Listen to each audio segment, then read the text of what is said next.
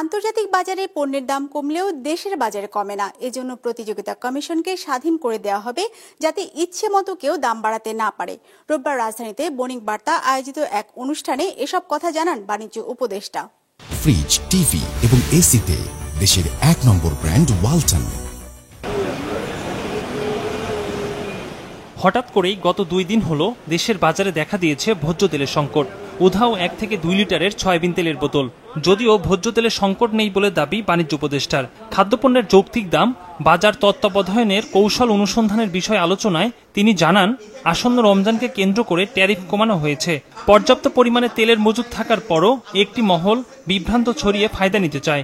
আমাদের এই যে তেলের মার্কেটের যে ডাইনামিক্স যেভাবে অপারেট করে, যে কয়েকজন উৎপাদক রিফাইনারি আছেন, এর সাথে একটা বড় সংখ্যক ব্যবসায়ী যারা ডিও বা এসও কে নিয়ন্ত্রণ করেন, এনারা ফরওয়ার্ড এই জিনিসগুলো পারচেস করেন এবং এনারা বিভিন্নভাবে মিডিয়ার সাথে সংশ্লিষ্ট হয়ে এই তথ্য প্রচার করতে চান যে বাজারে একটা সংকট আছে।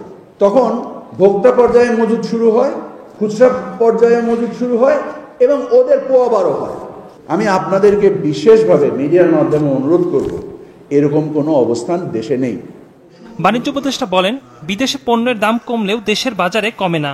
এজন্য প্রতিযোগিতা কমিশনকে স্বাধীন করে দেওয়ার কথা চিন্তা করছে সরকার, যেন কেউ এককভাবে বাজারে প্রভাব বিস্তার করতে না পারে। অনুষ্ঠানে বাণিজ্য উপদেষ্টা আক্ষেপ করে বলেন, দেশের নীতিগুলো ধনিক শ্রেণীর জন্য হয়েছে, সাধারণ মানুষকে সুবিধা দেওয়ার জন্য নীতি গ্রহণ করা হয় নাই।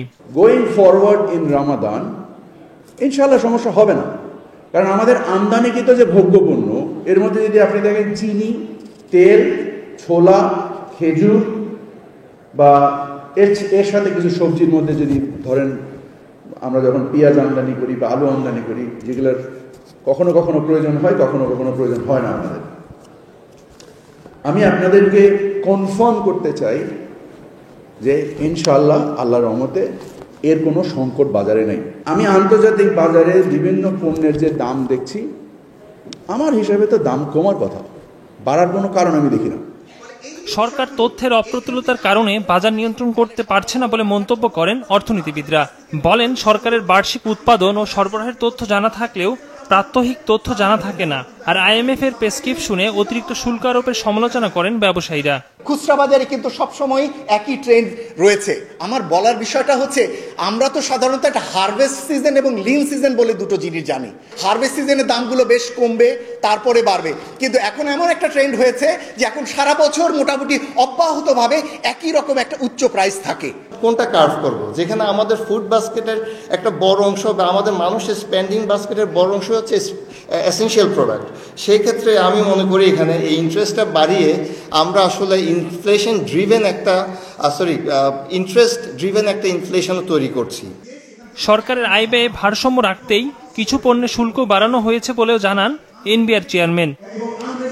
একরামুল ইসলাম খান, বিজনেস রিপোর্ট, মাছরাঙ্গা টেলিভিশন।